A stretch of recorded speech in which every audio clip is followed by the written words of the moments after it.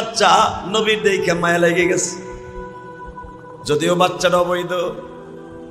বিশ্বনবী বলে, এখন আর তোমার সাথে আমি কথা বলতে চাই না, বাচ্চা খাওন শিখুক, তারপর আইসো। সুবহানাল্লাহ বলেন না? আর আমার দয়ার নবীরে, দয়ার নবী কারে কয়?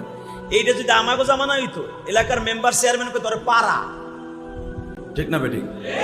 এই মেয়ে জোরে কও। হালাকে কাম চেয়ারম্যানের পোলা পয়সা দাও, ও পোলা বানাই পয়সা হয়ে থাকে। যদি তো মেম্বারে পোলাই আকাম করছে, আর তোর মেম্বারে পোলা এটা কি পোলা বানাই পয়সা হয়, একটু একটু হয়। যদি হনে এটা গরিব মানুষে করছে, এক মেয়ের সাথে অবৈধ, ধর ওরে পাড়া, এলাকা সারা কর, পিটা, ঠিক না বেটি? এলা আমাদের সমাজের বিচার। আর দোজাহানের বাচ্চা, তার বিচার দেখো, ইদা হাকামতুম বাইনান নাসিন তাহকুমু বিল আদল। আল্লাহ কোরআনে বলতেছেন, তোমরা যখন বিচার করবা, সাক্ষ্য নিয়ে, প্রমাণ নিয়ে, সুন্দর করে আন্তাজে ধরেই বিচার করে দিও না। আন্তাজে যখন বিচার করবা, ওই দেশে আইজ হোক কাইল গজু পাইব, কথা কর না কেন? এবং মনে রাখবা, তোমার দেশের যখন জুলুমের সংখ্যা বেশি বেড়ে যাবে, আমি আল্লাহ সহ্য করতে পারবো না। আওয়ামী লীগ এত সুন্দর কাজ করছে, আজকে তাকে এইরকম অধপতন কেন? আওয়ামী লীগের একটা চান্দু আপনি খুঁজা গ্রামে ওষুধ খাইতে পাবেন না, কথা কর না কেন? সব সে পালাইছে, কারণটা কি? পালাবে কে? তারা তো ভালো কাম করছে, হ্যাঁ নিজেরা আমরা ভালো কাজ করছি।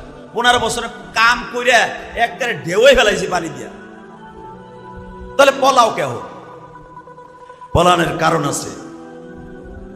কাম করছো ঠিকই, ওই কামের ভিতরে মওলার সাহায্য ছিল না, আল্লাহর সাথে নিয়ে করো নাই, জনগণের হক মাইরা করছো। আল্লাহ পাক বিচার এইভাবেই করছে, কথা কর না কেন? বাংলাদেশ আওয়ামী লীগের আমলে যারা নেতা কথা ছিল, বুকের উপর থাবুর দিয়ে কইতো।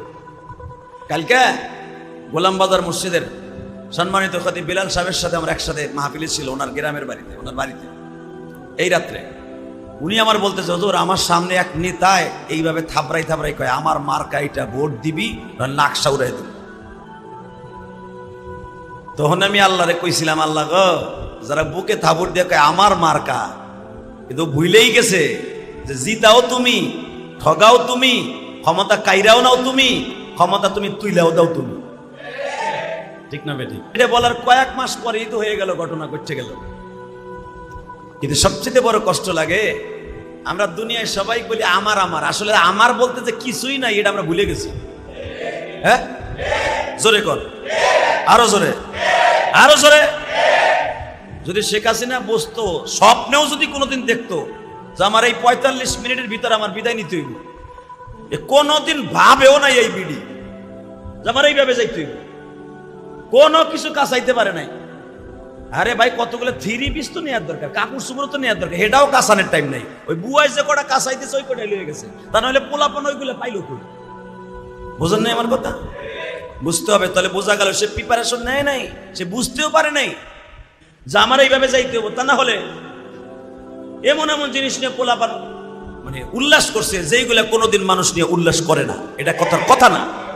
ওইগুলা নিয়ে কেউ থুয়ে যায়।